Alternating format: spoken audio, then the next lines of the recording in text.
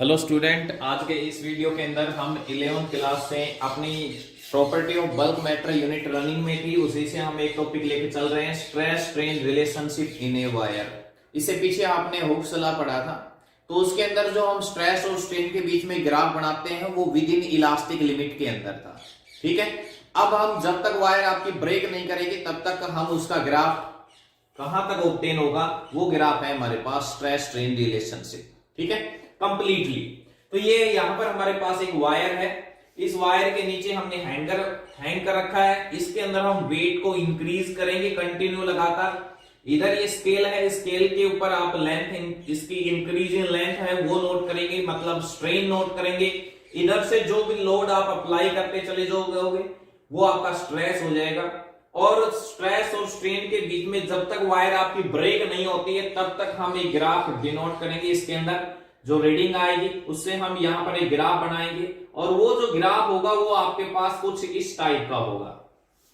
तो एक बार मैं यहां पर डिस्कस करता हूं ग्राफ के अंदर। तो ग्राफ के अंदर देखिए आपके पास O से लेकर A तक, O से A पॉइंट तक आपका हुक्स लॉ ओबे हो रही है। हुक्स लॉ जो है वो O से A तक ओबे हो रही है।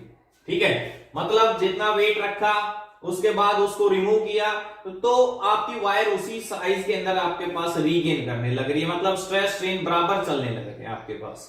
ठीक है, तो O से A तक आपकी हुक्स लॉ ओबे होने लग रही है। उसके बाद A से हम B की तरफ जैसे चलते हैं थोड़ा बहुत, A से B की तरफ, तो B हमारे पास है, यहां से आपके पास देखना B के बाद में थोड़ा बहुत आपके पास जो वायर है वो थोड़ी सी ज्यादा इंक्रीज होने लग गई है। मतलब B जो है ना वो हमारी क्या है कि इलास्टिक लिमिट है। B क्या आपकी इलास्टिक लिमिट है कि इससे पीछे पीछे आपके पास वायर को आप लोडेड अनलोडेड करते हो तो वायर ओरिजिनल साइज में जाती है, मतलब हुक्स लॉ का ओबे होता है, सीधी सी बात है ये। ठीक है, तो B तक आपके पास हुक्स लॉ हमारे पास, मतलब A तक हुक्स लॉ ओबे होती है, B हमारे पास वो एक इलास्टिक लिमिट है कि B से अगर हम वायर को अनलोड करते हैं तो वायर वापस ओरिजिनल जो ग्राफ है हमारा वो B से A होता हुआ O पॉइंट पे रीच करता है। ठीक है, और B के बाद में आप क्या देखते हो कि आपके पास स्ट्रेन थोड़ा सा इंक्रीज होता है as compare to stress. Stress के कंपैरिजन में थोड़ा सा स्ट्रेन ज्यादा इंक्रीज होता है। ठीक है, समझ गए बात को। तो C जो हमारे पास है ना, इसको हम यील्ड पॉइंट बोलेंगे।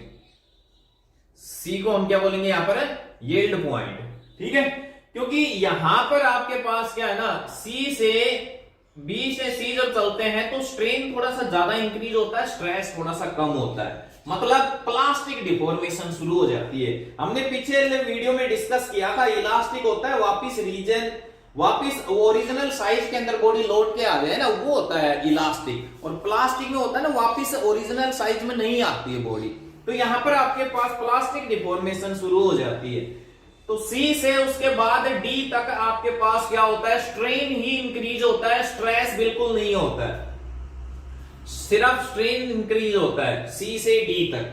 ठीक है, और फिर D से आपके पास E हमारे पास ये मान के चलो उसकी बिल्कुल लिमिट जो है ना वो बिल्कुल खत्म हो चुकी है। ठीक है, और F हमारे पास है वो ब्रेकिंग पॉइंट है।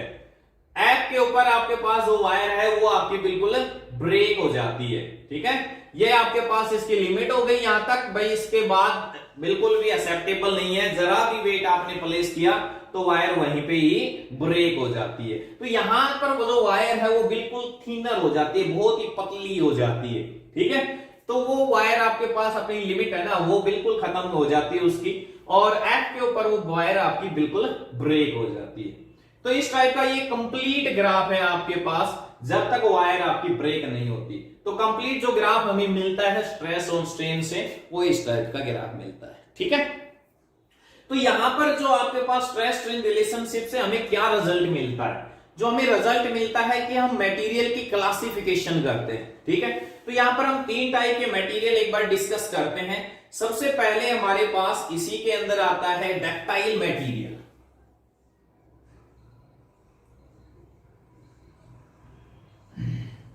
मटेरियल की जो क्लासिफिकेशन है वो स्ट्रेस स्ट्रेन रिलेशनशिप कर्व से ही की जाती है आपके पास। तो सबसे पहला हमारे पास यहां पर हम 3 टाइप के मटेरियल डिस्कस करते हैं, डक्टाइल, ब्राइटल और इलास्टोमर।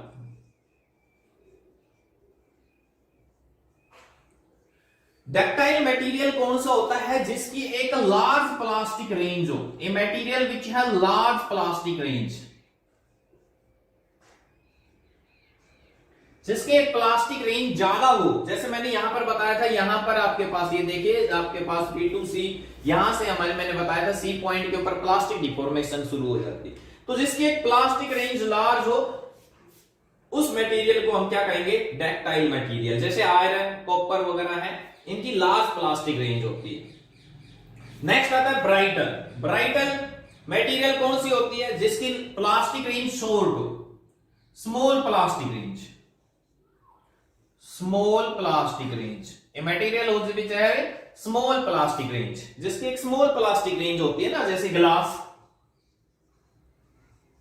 ठीक है, इनकी क्या है? स्मॉल प्लास्टिक रेंज होती है, ठीक है। थोड़ा सा फोर्स लगा है, ब्रेक हो जाते हैं, स्मॉल प्लास्टिक रेंज होती है। इलास्टोमर। इलास्टोमर कौन से मटेरियल होते हैं? Which do not obey the Hooke's law. मतलब ये कह सकते हैं जिसका इसका जो स्ट्रेस स्ट्रेन कर्व है ना, वो आपके पास बिल्कुल स्ट्रेट लाइन नहीं आता है, ठीक है। स्ट्रेस और स्ट्रेन जो कर्व है हमारे पास इलास्टोमर का, वो बिल्कुल स्ट्रेट लाइन नहीं आता है, ठीक है। जैसे फॉर एग्जांपल रबड़, ठीक है। तो कोई भी मटेरियल है उसकी हम क्लासिफिकेशन करते हैं वो on the basis of stress and strain relationship, ठीक है। तो ये हमने डिस्कस किया। अब यहां से हम रिलेटेड दो तीन छोटी छोटी बातें हम डिस्कस करते हैं। यहां पर हमारे पास दो तीन छोटी छोटी टर्म्स आती हैं। जैसे एक हमारे पास आता है इलास्टिक आफ्टर इफेक्ट, इसी के अंदर elastic after effect. Elastic after effect क्या होता है? ये देखो, कई बार आपने देखा होगा कि कोई भी हमारे पास जनरली स्प्रिंग है, कोई वायर है, इस टाइप की स्ट्रेचेबल बॉडी है, तो आप उसको स्ट्रेच करते हो, छोड़ते हो, स्ट्रेच करते हो, छोड़ते हो, स्ट्रेच करते हो, छोड़ते हो। तो एक टाइम तो होता है कि बॉडी आपकी, जैसे स्टार्टिंग में आपने स्ट्रेच किया, छोड़ा, तो बॉडी वापस साइज के अंदर रीगेन कर गई, ठीक है। उसके बाद धीरे धीरे आप क्या करते हो? बार बार उसके ऊपर आपने डिफॉर्मिंग फोर्स लगाया एंड रिमूव किया, ठीक है। तो बार बार फोर्स को लगा रहे हो और हटा रहे हो, तो उसके अंदर क्या होता है? उसकी इलास्टिसिटी है वो लूज हो जाती है, ठीक है। तो वो अपनी थोड़ी इलास्टिसिटी है वो वापस रीगेन करने की कुछ टाइम लगता है उसको वापस गेन करने में। मतलब इलास्टिक तो है लेकिन उसको वापस रीगेन करने में कुछ टाइम लग रहा है, ठीक है।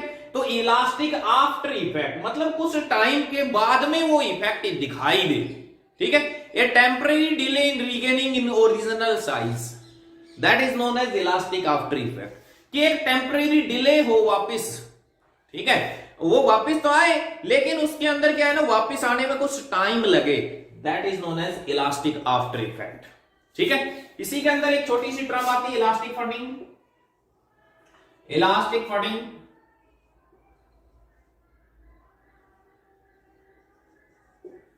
इसमें क्या होता है कि आपकी बॉडी के ऊपर आप बार बार फोर्स लगा रहे हो, हटा रहे हो, तो उसकी प्रॉपर्टी ऑफ इलास्टिसिटी वो खत्म हो जाती है, ठीक है। इलास्टिक आफ्टर इफेक्ट में तो देखने को मिल रही थी लेकिन कुछ टाइम के बाद में, लेकिन यहां पर कह रहे हैं कि आप बार बार फोर्स हटाते हो, लगाते हो, तो उस केस में डिफॉर्मिंग फोर्स आपने मान लो लगाया, फिर रिमूव किया, लगाया, फिर रिमूव किया, तो ऐसे बार बार एक्शन से उसकी इलास्टिसिटी वो खत्म हो जाती है। उसको हम क्या कहेंगे?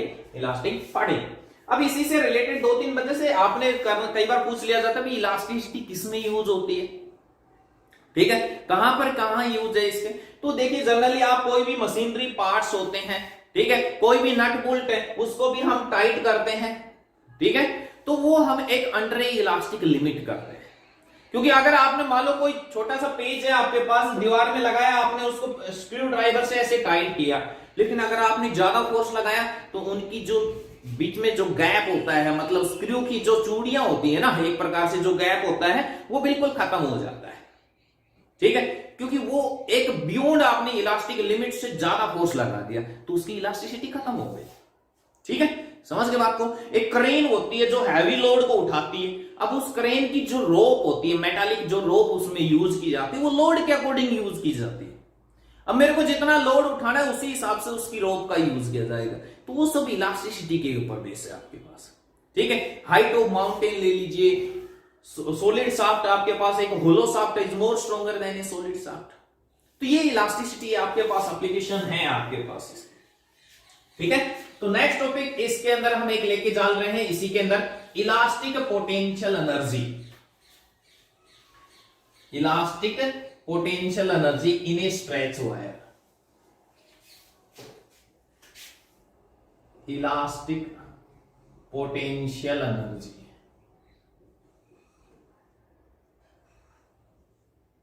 इन ए स्ट्रेच वायर।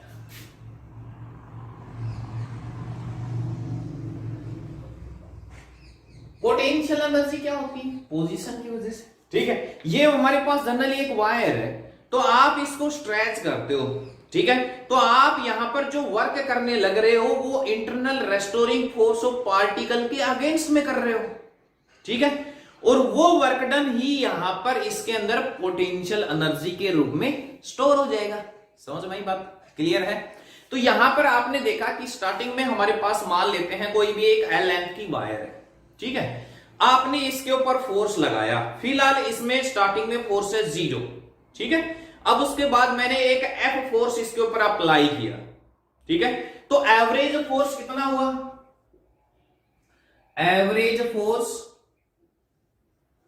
हमारे पास कितना हो जाएगा भाई? स्टार्टिंग में कितना था? 0, उसके बाद कितना लगाया आपने? एफ। मतलब आपके पास एक एल लेंथ की वायर थी, सपोज करो ये हमारे पास एक एल लेंथ की वायर हो गई, ठीक है। इसके ऊपर आपने इस डायरेक्शन में फोर्स लगाया, ये हो गई फोर्स की डायरेक्शन, तो ये आपके पास इंक्रीज हो गई ऐसे, कितनी? Delta L. ये डेल्टा एल आपके पास यहां पर इंक्रीज हो गई इस साइड में, इस साइड में आपने फोर्स लगाया और डेल्टा एल वो इंक्रीज हो गई, ठीक है। तो एवरेज फोर्स आपने पहले 0 से एफ तक इंक्रीज किया, तो कितना हो गया एवरेज फोर्स जो आपने अप्लाई की? 0 प्लस f/2 मतलब f/2। तो आपने इस वायर के ऊपर फोर्स लगाया, इसको एक्सटेंशन दी, ठीक है। तो कितना वर्क किया? अभी मैंने क्या बोला? पोटेंशियल एनर्जी वो वर्क डन के रूप में स्टोर हो रही है, तो वो वर्क डन ही आपका पोटेंशियल एनर्जी है। तो कितना आपने वर्क किया? सो वर्क डन क्या हो जाएगा आपका? वर्क डन क्या होगा भाई? Force into displacement. फोर्स हमारे पास एवरेज फोर्स कितना हुआ? f/2। डिस्प्लेसमेंट कितनी हुई? Delta L. ये वर्क डन ही यहां पर पोटेंशियल एनर्जी के रूप में स्टोर हो गया, इसी को हम U से रिप्रेजेंट कर देते हैं, कैपिटल U हमारे पास। ये वर्क डन ही आपका यहां पर पोटेंशियल एनर्जी के रूप में स्पेंड हो गया, ठीक है। इसी को क्या है ना, मैंने वॉल्यूम से मल्टीप्लाई भी कर दिया और डिवाइड भी कर दिया। वॉल्यूम से, volume means area into length,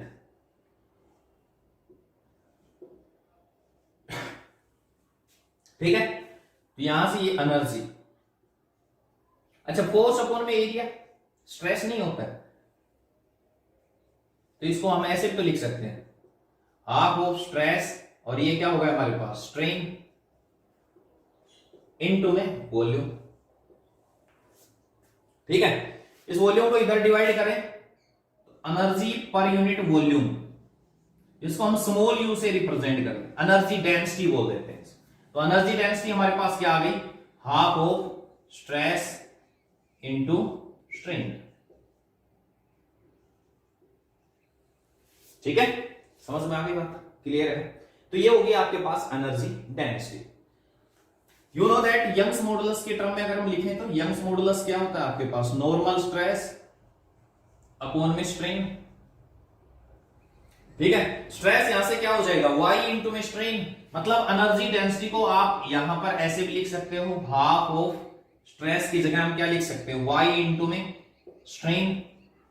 y क्या है? यंग मॉडुलस इंटू में स्ट्रेन, और स्ट्रेन यहां पर ऑलरेडी भी लाई कर रहा है, तो स्ट्रेन का सुपेयर हो जाएगा, ठीक है। समझ में? तो ये था आपका आज का लास्ट टॉपिक, इसी के अंदर elastic potential energy in A stretch wire, ठीक है। Thanks, have a nice day.